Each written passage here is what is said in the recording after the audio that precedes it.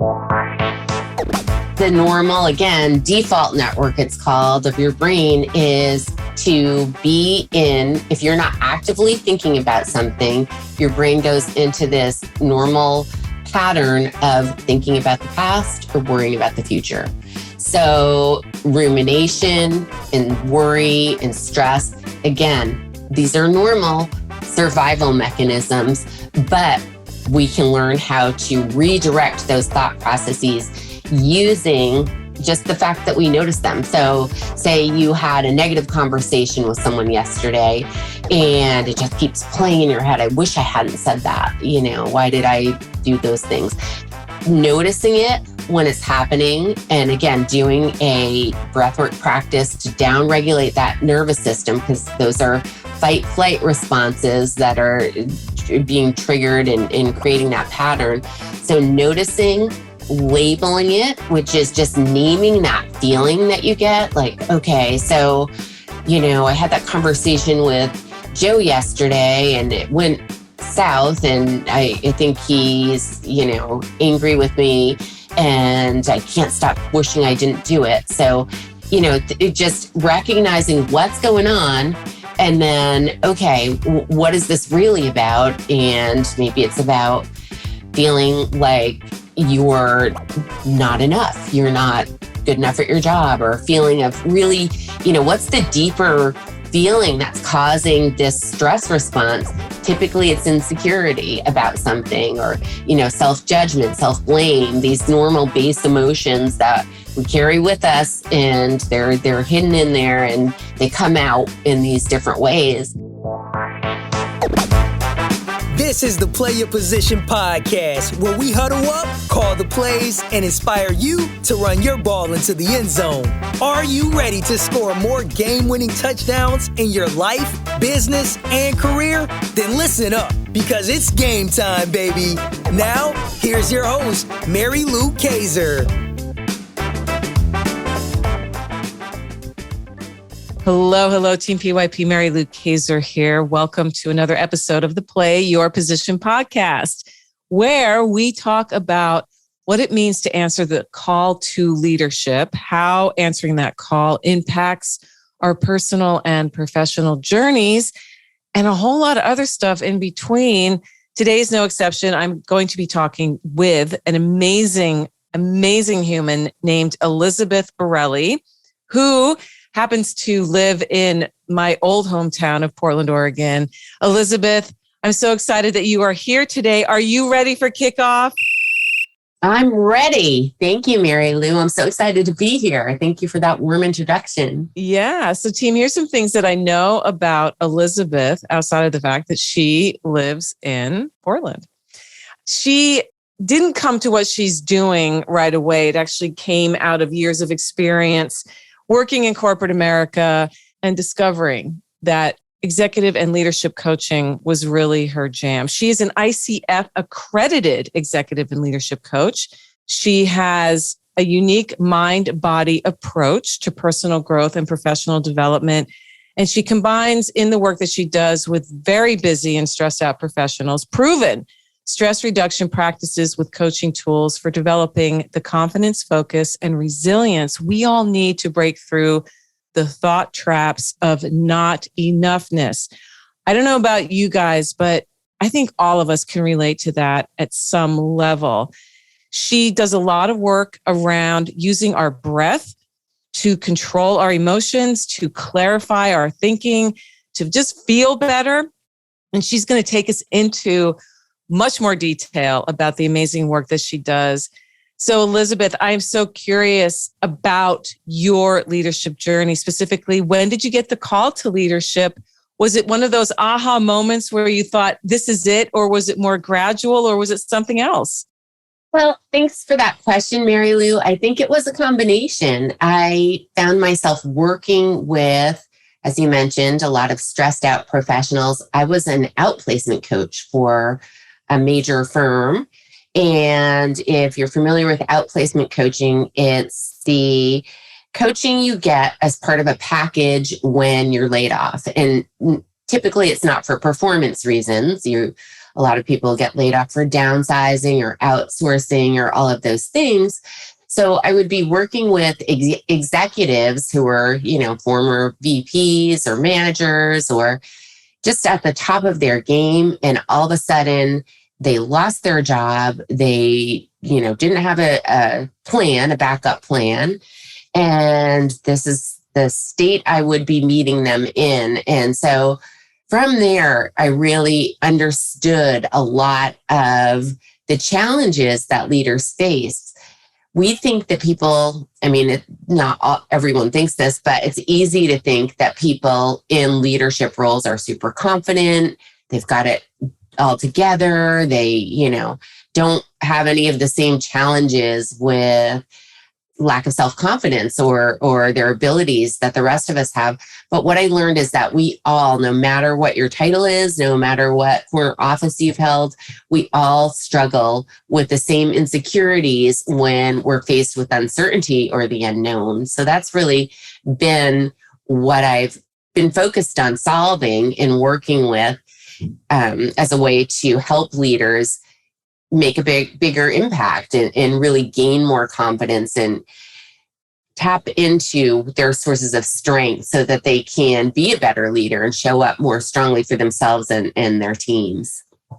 Yeah, that dichotomy between the public persona of I'm a leader, whether, it's by associated with title, which a lot of times, at least in America, people affiliate leadership with a title, but it's also in entrepreneurship when somebody is a founder of a company, or it can be out in the field. I know a lot of people who are maybe not business owners, or they're not the owner of a firm, or they didn't go to school for years and years and years to get a specific title, but they're still leading. They're still leading their lives. And on the outside, to your point, it looks like, oh, they've got it all together. They never struggle with issues of self-doubt or I'm not enough. And yet your work clearly shows that there's something else going on behind the scenes. And what is it about this kind of work that lights you up, Elizabeth? What makes you excited about getting out of bed each day and being able to work with people on something that can be really, it's intense work that you do? Mm-hmm. Yeah, thanks for asking. Well, I think for me, it was as a coach, just running up against the same challenges of people feeling this sense of insecurity, especially on the job search, and not enoughness. So these are people who needed to really step into bigger roles and really, show up powerfully, yet they were not able to show up powerfully for themselves. So I think what I realized is that so many of us have this part of ourselves that's an insecure part. And then we have the part of ourselves that we show the world. And so they work in combination. We're often usually able to put on that, mask of self-assurance, yet behind the scenes, we've got these insecurities.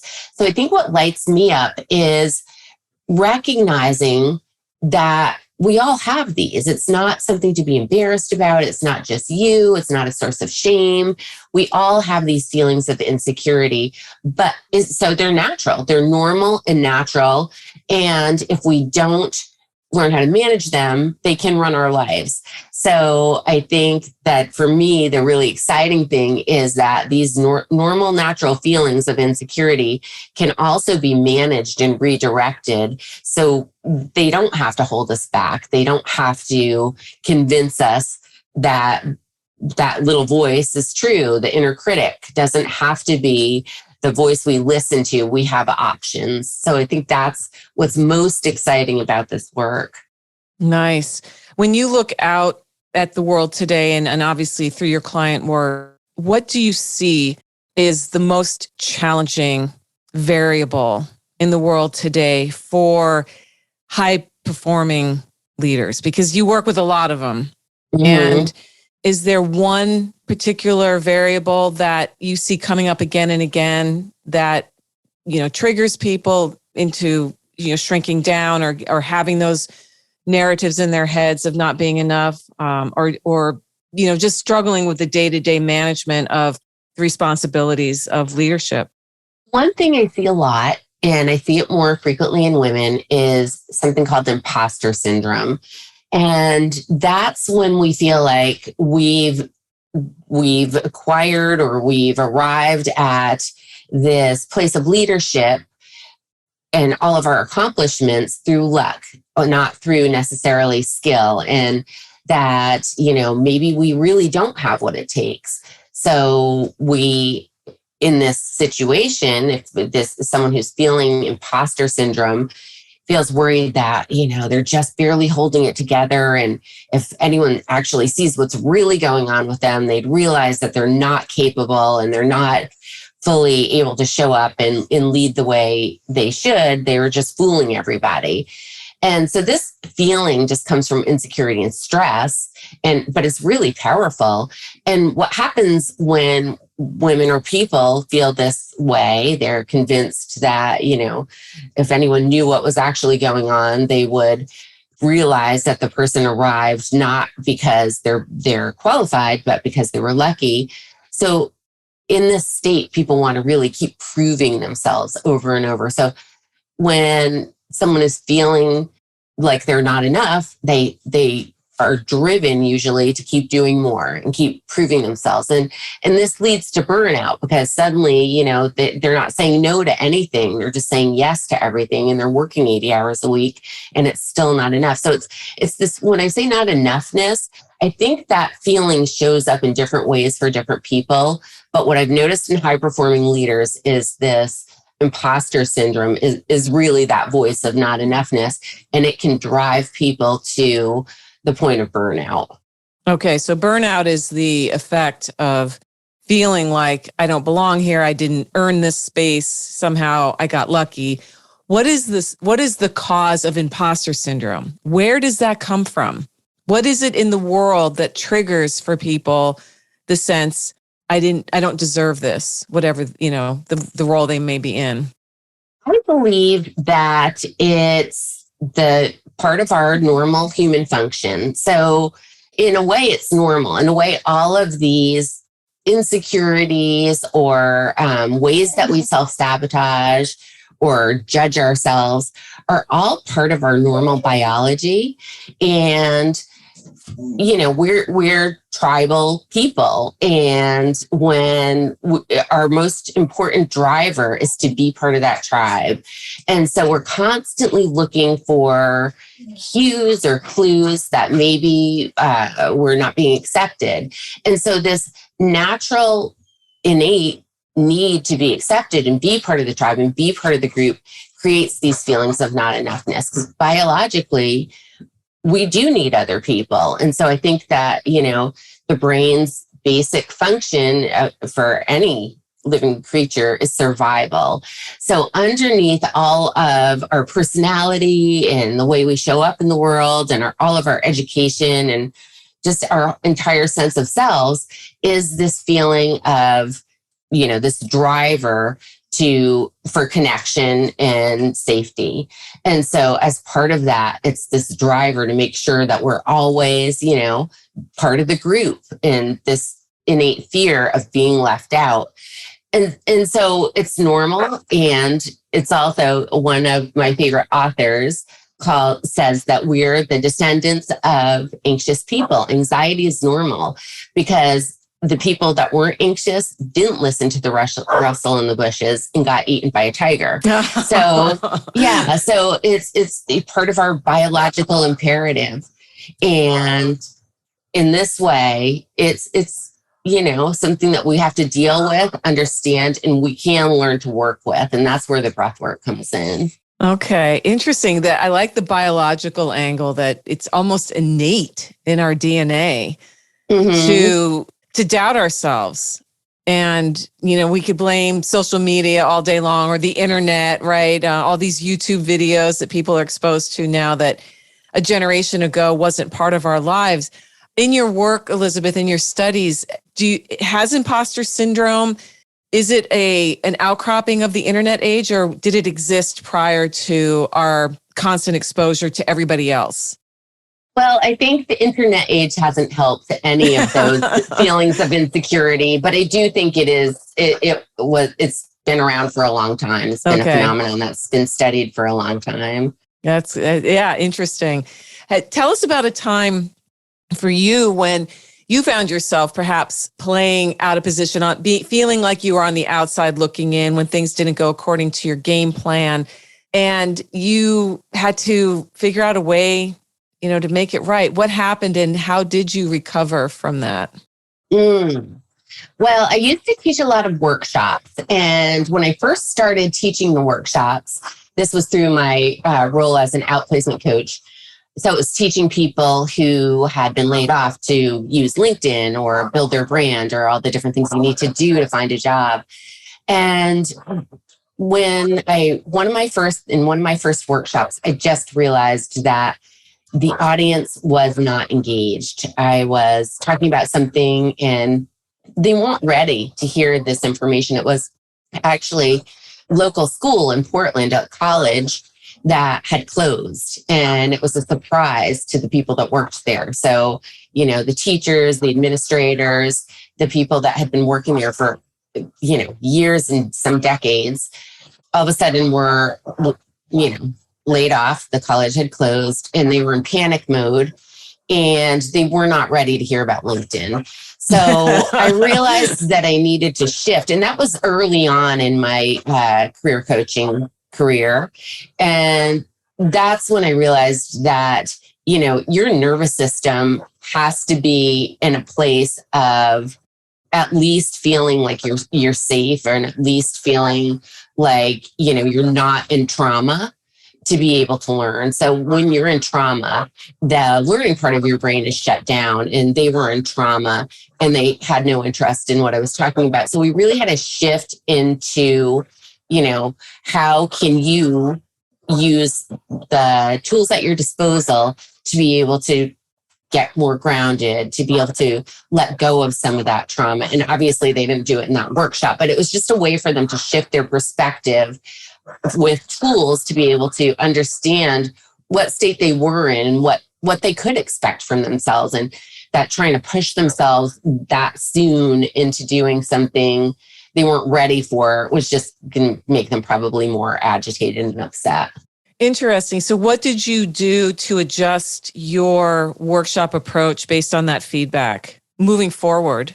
I introduced the idea that I just mentioned, that when you are in a place of stress or trauma, you're not going to be open. It's actually the part of your brain that would be open to learning new things and creativity and all of the higher order functions that we associate with the more evolved part of our brain are actually shut down, and you're in a fight-flight response, which a lot of us are familiar with that amygdala hijack, it's sometimes called, that fight-flight-freeze response.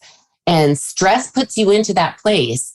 And this is where my breathing practices are really helpful to people. So learning to be able to calm your body down yourself, just using deep diaphragmatic breathing or some of the other mind-body practices that resonate with you, is really important to do and know before you're able to step into, the more cognitive or, higher order thinking processes. Wow. My brain is going a million miles an hour, because I think the way you approach the work you do now in your workshops, where you recognize, hey, this audience, if they are even leaders who haven't been fired or lost their jobs because, an organization did a reorg or whatever, you're still facing people with trauma, and starting from that place versus coming in and saying, okay, we're going to work on LinkedIn and branding and all this other stuff when they're not ready, says a lot about, one, your ability to pivot and, adjust, which a great teacher can always do, read the audience and realize, oh boy, what I've planned here is not what they need. And then bringing them what they need, and then developing your program around that feedback. So I think that's a really good example for all of us who are in the service-based business, where, you've got to really listen to very subtly sometimes what our audience is telling us that they really need to either hear or experience. It's halftime here at the Play Your Position podcast, and we've got ourselves a great game. While you're up grabbing another snack and topping off your favorite beverage, make sure to subscribe to the show so you never miss another play. PYP is available on Apple Podcasts, Spotify, and wherever great podcasts can be found. Now, let's get back to the game. Also, the breath work I'm curious about. People hear about breath work. It's gaining some traction. Could you go into more detail about what it is you actually do with people? Maybe one small example of how listeners could actually do something today with their breathing that they could feel a change in themselves. Absolutely.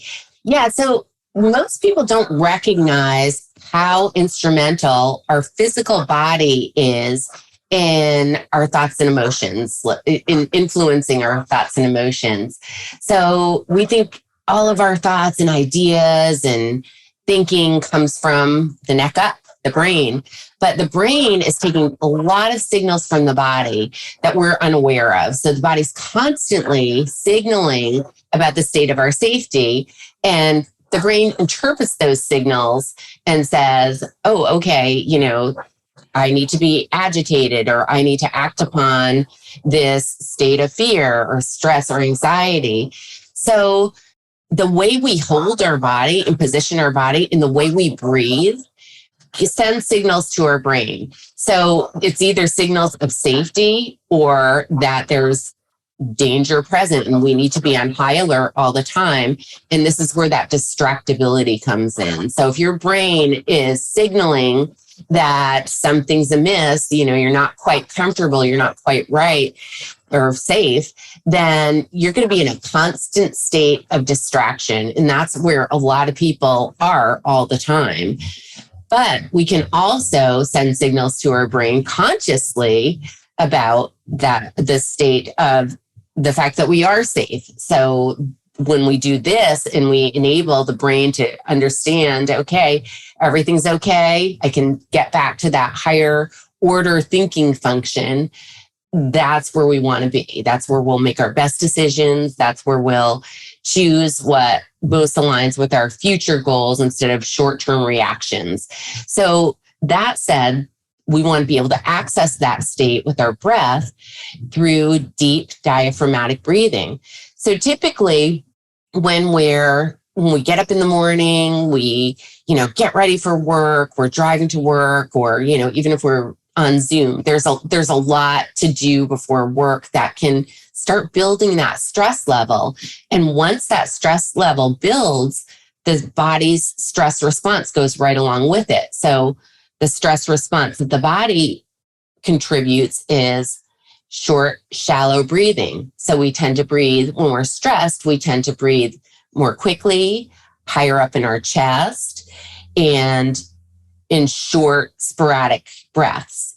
So that signal, that signal I just described, or that breathing pattern I just described, signals to the brain that there's something to be worried about. It's the stress state. So you're actually sending stress signals to your brain without realizing it through your breath if you're breathing in this way. Another thing that we don't pay a lot of attention to that signals our brain about the state of our safety is our posture. So when we are standing, with our shoulders back and down, we've got this strong, open posture that signals one thing to our brain about the state of our safety. But if we're hunched over and our shoulders are down, our head is down, that actually sends signals using hormones to our brain that, again, we're not safe. So unknowingly, by doing these things that we often do, I think most people actually do breathe shallowly and in their chest and, are hunched over their computer. That's actually your body sending signals of stress to your brain. So by opening your posture and moving your breath down into the lower lungs so that your belly moves in and out with your breath, that's called diaphragmatic breathing. And that breathing style signals the brain through the nervous system that you're safe and that you can relax and you can get into a state of focus and concentration. And I know you've written a book called Breathe into Breakthrough. It's all about what you're talking about here, Elizabeth. Tell us more about your book and the workbook that goes with it and what listeners could, get out of the exercises. I'm sure you go into way more detail about different ways because to your point, breathing is automatic. We don't always, even today, as you were talking, I was like, wow, Mary Lou, think about your breathing right now. And I'll think about it for a little bit. And then I'm back to listening to you and concentrating on that and not thinking about my breathing. So tell us more about your book. Yes. Well, that is the way most of us function. Most of us are on autopilot. Yeah. So the book and the breathwork has a twofold purpose. And one of the goals of the breathwork or any kind of mindfulness or meditation practice is to get you to be more aware in the day-to-day routines, in the autopilot mode that we're in most of the time, just to be more aware of what are you doing? How are you breathing? How are you standing? How are you feeling? So that you can adjust those things because otherwise they will just happen automatically. And the default is safety and making sure that you are ready for any dangers or threats. So the default mode is defense. We want to get out of defensive mode because we're not in a state of danger most of the time or a threatening situation at work. We're not going to be assaulted by someone, hopefully, unless we work in a really dangerous place. But for most of us, the danger is that someone else will think badly of us or our boss will be angry at us or that we're not doing something, we're not working to our full capacity. Whatever those things are, those are to the body the same, they're interpreted the same way as actual physical danger. So if we're not aware of the fact that this conversation is going on in the body and that threats, which aren't really that, usually imminent or dangerous, are also being interpreted by the body as things we need to be afraid of. So we're driving ourselves, we're naturally predisposed to the state of fight, flight, freeze.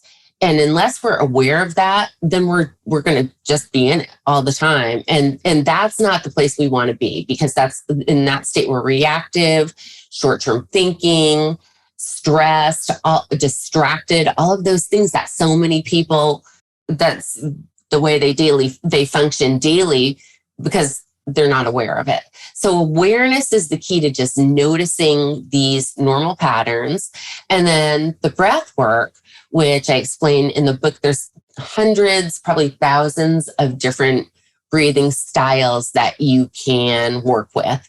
So I'll call them exercises for the purpose of this book. So there's a lot of different exercises that you can engage in really quickly at work, wherever you are. You could be driving, you could be in a meeting, and you can engage in these practices as a way to return your autonomic nervous system or those automatic processes to a state of balance and present awareness. So in combination, the just awareness practice, the noticing day to day what's going on in your body, and then the tools to be able to intercept it and shift back into a more open, present, and high functioning response are really what the book delivers. It sounds fabulous. I'm looking forward to reading it because breathing is something, again, we take for granted and it is automatic. And yet what you've discovered and what you teach, and I'm sure your clients tell you what a difference it makes when the awareness level about our breathing increases and we can actively stop ourselves in the middle of something that could be very stressful, like driving in traffic or a meeting that didn't go well or, a if you're a parent, having some challenges with children, which, all parents do at some point because raising kids is hard. Right. So that's very exciting. And as we get towards the end, I'll have you direct people of where they can find this. But right now, I'd like to take us into my favorite part of the show, just because I love touchdown stories. And so work with me here, Elizabeth. I want to have you help your team get into that end zone with a game-winning touchdown, but there are 30 seconds left on the clock. You are facing an absolutely ferocious D-line, and it is now or never with you being down 4 points. Tell us a story about a time in your life. It could be professional, it could be personal, when you helped to get that ball into the end zone for the game-winning touchdown. Oh, that's a good one. Yeah. So I think for me, leadership and inclusivity go hand in hand. So I would say when I was leading a workshop, and the group, I guess, the cohesion of the group, the group cohesiveness, people were not necessarily connecting the way they could be. We were working towards a common goal, and there was just a lot of confusion and different ideas and a lack of cohesion within the group. And I would say that where I'm able to shine and really bring it to that kind of situation is by being super present, really opening up the conversation to hearing everyone and really building upon that inclusivity. So I think for me, a big component of leadership is inclusivity, really listening and being present. And when you're able to create that safe container and that container of, I think, being on the same page, then we're really able to finish strong in any project that we do. Yes. Nicely said. Nicely said. The group cohesion is a huge part of any organization's success, making sure that people feel not only like they're part of something, but that they're included. You were talking about earlier being tribal, that we humans are tribal. And I think from my own standpoint, one of my biggest fears has always been being left out. And you were talking about that is, there's just that natural desire to be a part of something. And yet many leaders I have encountered over the years, a lot of people I've spoken to on this podcast, we also are independent and we're okay being by ourselves. We are comfortable with, we don't need the approval of the group necessarily to make decisions, but yet we need the group. If that makes sense. Mm-hmm. So that riding that rail between being able to make a decision at the end of the day as the leader, even though it's not going to please everybody. Mm-hmm. Leadership is not about pleasing everybody. You can't be a leader and want that. It just doesn't, the two don't go hand, they just don't go hand in hand. Right. That there are going to be some people who may feel left out, and that's not on you. Mm-hmm. Right. The other thing that I liked that you brought up earlier that I wanted to, as we wind things down, I wanted you to talk a little bit more about was that idea behind that we are creating our own anxiety and situations like the metaphorical saber-toothed tiger through the narratives we play over and over again in our head. Mm-hmm. Absolutely. How do you teach people how to change the narrative? Because that's a big part of it. Obviously, the breath work is really important, becoming more aware of how our body is positioned and taking that conscious time to slow down and really breathe, from the diaphragm instead of shallowly from the chest. But what about the mindset piece? What are a couple of tips that you could leave us with about changing those narratives so we don't create a state of constant stress and anxiety for ourselves, right? Yeah. Well, and that is the normal, again, default network, it's called, of your brain is to be in, if you're not actively thinking about something, your brain goes into this normal pattern of thinking about the past or worrying about the future. So rumination and worry and stress, again, these are normal survival mechanisms, but we can learn how to redirect those thought processes using just the fact that we notice them. So say you had a negative conversation with someone yesterday and it just keeps playing in your head. I wish I hadn't said that. Why did I do those things? Noticing it when it's happening. And again, doing a breathwork practice to downregulate that nervous system, because those are fight flight responses that are being triggered and creating that pattern. So noticing, labeling it, which is just naming that feeling that you get. Like, okay, so, I had that conversation with Joe yesterday and it went south, and I think he's, angry with me and I can't stop wishing I didn't do it. So, just recognizing what's going on, and then, okay, what is this really about? And maybe it's about feeling like you're not enough. You're not good enough at your job, or feeling of really, what's the deeper feeling that's causing this stress response? Typically it's insecurity about something, or, self-judgment, self-blame, these normal base emotions that we carry with us, and they're hidden in there and they come out in these different ways. So recognizing, okay, I'm just feeling this, this is the voice of my inner critic. I see it. I am perfectly, competent in my job. I'm not going to get fired over this. It's, Joe's going to get over it.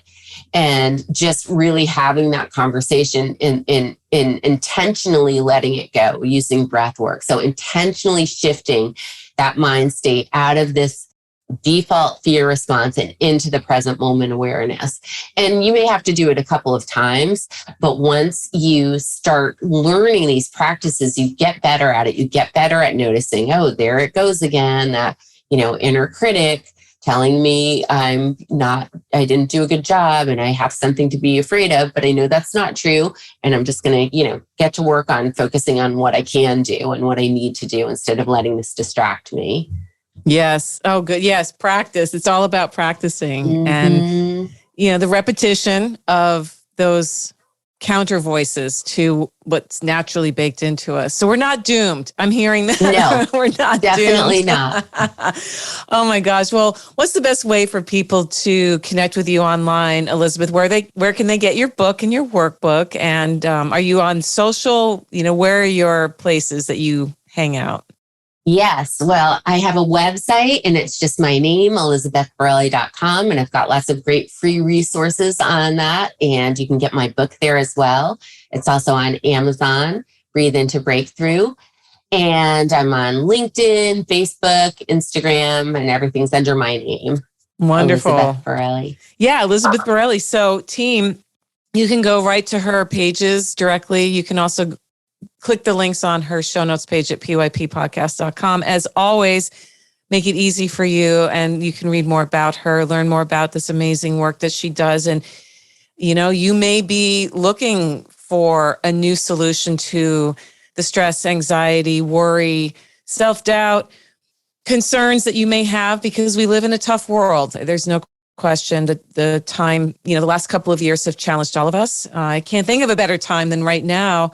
Develop a new practice around breath work, and also changing the narratives that can loop in our heads over and over again. And before we say goodbye, I would love for you to share with us today a couple of one or two books, Elizabeth, that have been instrumental in helping you be the amazing leader that you are, that, inspired you or continue to inspire you on your leadership journey. Well, there's so many that it's hard to just choose one or two. But lately, I've been really inspired by a book called Radical Responsibility by an author named Fleet Mall. And he writes from his experience in developing a lot of these mind-body practices that I've talked about, and how you can really easily incorporate them into your life to take more responsibility, versus a lot of times we go right into victim mode. And, by taking more responsibility and being more aware of these hidden thoughts and beliefs, you're ready to make a bigger impact. So that's one that I love. And then, of course, an old favorite is Emotional Intelligence by Daniel Goleman. And that's always been really instrumental in my work. It's one of those books that's just, a keystone feature of so many leadership libraries, but it's one that we always can go back to because it's so good. Nice. So those links to those books, team, will be on her show notes page as well, because leaders are readers, and you don't have to read a gazillion books, but every now and then it's nice to add a new one or return to an old favorite, which it sounds like Emotional Intelligence has been that for you. It's a constant journey, isn't it? It really is. It really, really is. Well, Elizabeth, this has been so informative and really fun. You got me thinking about my breathing. You got me thinking about the narratives that play in my head. And I'm sure that Team PYP is experiencing the same thing. You do amazing work, and I'm grateful that you are out in the world offering your services to people who find themselves, between a rock and a hard place, whether it was of their own choosing or circumstances outside their control. And I wish you continued success on your leadership journey. Thank you, Mary Lou. It's been an absolute pleasure to be here and chat with you. This podcast is just such a rich resource, and I appreciate your efforts and amazing skill in putting it together. Hey team, Mary Lou here. Who's number one in football changes from year to year. Fashion trends come and go, same with musical tastes. But leadership skills, they never go out of style. In fact, these days, leadership is an essential survival skill for a world that demands more from us than ever before.